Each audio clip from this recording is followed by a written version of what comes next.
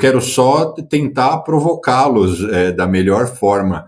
Eu acho que o que todo mundo. Eu acho que a grande questão que sempre me intriga, não, porque de uma certa forma eu até entendo, mas é que eu acho sempre importante debater como é que um país que, tudo bem, uma população gigante, mas que era majoritariamente agrícola, muito atrasado, é, cresceu dessa forma, espancou a economia, né, brasileira em termos do que ele realizou de crescimento, e tem tamanha importância hoje. É quase aquele sentimento de tudo bem, a gente não precisaria ser tão grande quanto a China, mas não só ela. Olha o que a China fez, a Coreia, a Singapura.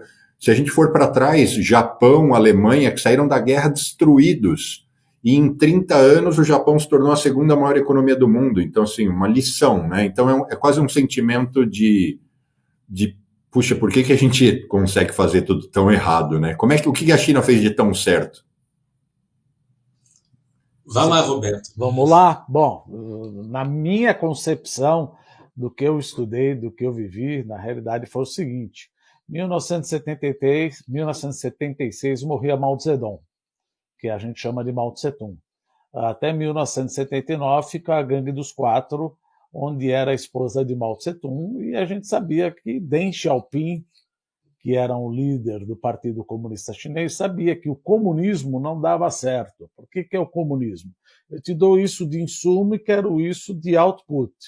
Se você produzia mais ou produzia menos, praticamente o teu salário é o mesmo. Então não tem a meritocracia. E se você vai olhar no capítulo de Marx, você vai ver que o comunismo ele precondiciona a existência de um comunismo ou capitalismo.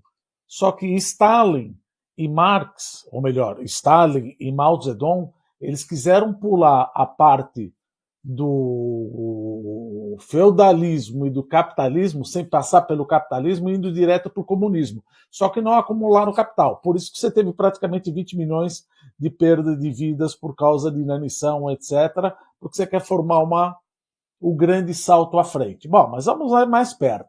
1979 entrou Deng Xiaoping no poder, ele falou, preciso colocar a meritocracia aos poucos.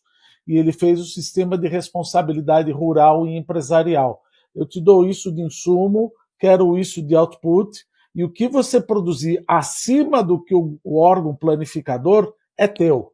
Puxa vida, então você está colocando a meritocracia. Só que esse negócio de meritocracia é muito bem-vindo. Tanto é que a renda do trabalhador chinês e a produção agrícola explodiu nos anos 80, 1979 até 1989. Só que você tinha uma economia que era mista. Você tinha resquícios de um órgão central planificador com um capitalismo empreendedor. E isso suscitava a corrupção. Por quê? Porque o órgão planificador falava o seguinte, olha, vamos fazer o seguinte, eu te dou um pouquinho mais de input, de insumo, e o que você produzir além do que o governo está pedindo, 1/3 é meu. Então suscitou corrupção. E além do que, existia uma independência das províncias para emitir moeda. Então o Banco Central tinha que ajudá-las. Então você tinha corrupção e inflação. E os estudantes começaram a se reunir depois de Hu Yaoban, que era um líder reformista, morreu. Lá se reuniram, se eu não me engano, em março, ou começaram em maio de 1989, por causa disso daí. Eles não estavam pedindo direito à liberdade, não estavam pedindo para votar para presidente, nada disso. Depois entrou esse negócio que fizeram, etc., quiseram a liberdade. Mas ele falou, olha, a gente não está aqui pedindo eleições diretas, mas nós não concordamos com essa corrupção. Bom, de qualquer maneira, para fazer a história mais curta, Deng Xiaoping passou o tanque, e aí, 1989 sumiu a China, 1990 sumiu a China, 1991, depois de cair o Muro de Berlim em 1989, 1991 cai a União Soviética. Quando cai a União Soviética, Deng Xiaoping fala, se eu não correr agora, eu vou perder o avião supersônico da história.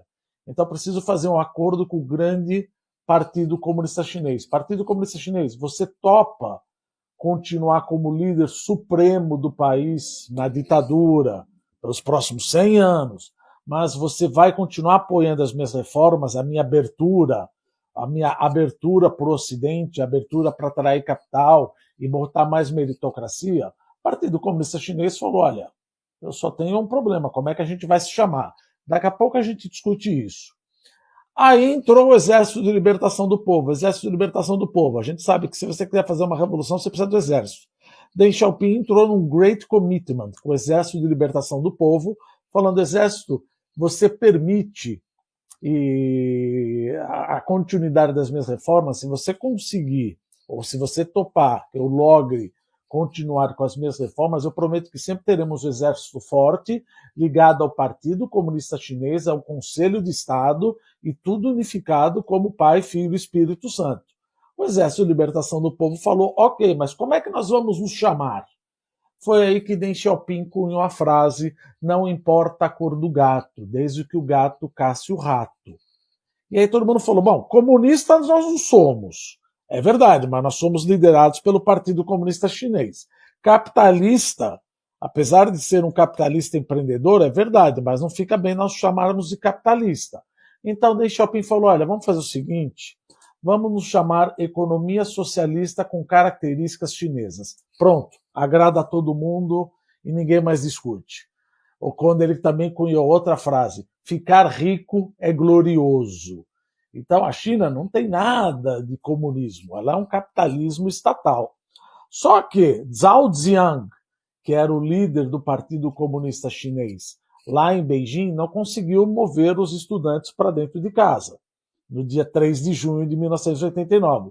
Jiang Zemin, que era o líder do Partido Comunista Chinês, em Xangai, conseguiu fazer com que os estudantes foram para casa. Ele se tornou o novo presidente e o novo líder do Partido Comunista Chinês. Então saiu Deng Xiaoping, entrou Jiang Zemin.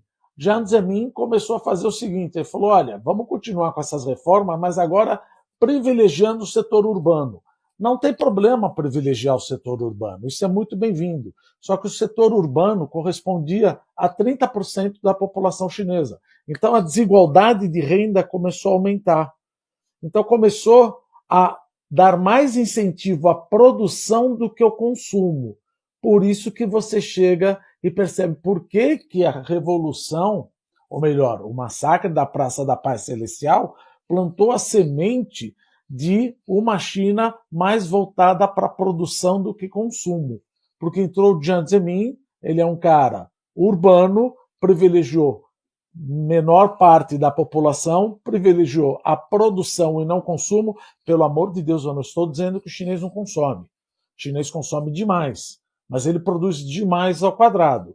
A partir dos anos 2000, entraram na Organização Mundial do Comércio, e aí você pega 2 estudos que eu peguei do China World Economy, que está no meu livro até, falando o seguinte, por que a China se tornou um polo exportador?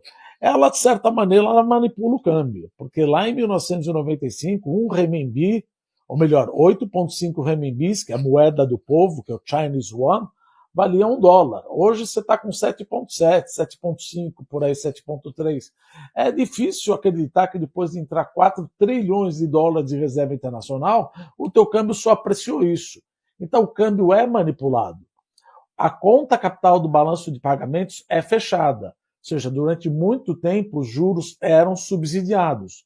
Mas juros subsidiados, o chinês não pode tirar o dinheiro da China? Não, a conta capital é fechada. Existem alguns mecanismos para você tirar dinheiro, mas é muito estreito. Por exemplo, Qualified Foreign Institutional Investor ou Qualified Domestic Institutional Investor, que é gringo investindo na China e chinês investindo fora. As terras, a gente sabe que o setor rural ele recebeu de Deng Xiaoping o Land of Usage Right, como se fosse o uso capião. Você pode usar a terra por os próximos 40 anos, porque você é um agricultor. Mas os governos das províncias, eles eram avaliados, eles são ainda avaliados, de acordo com a capacidade de estimular o PIB. Então ele comprava o direito dessas terras a um preço intrínseco de agricultura, não de preço de mercado.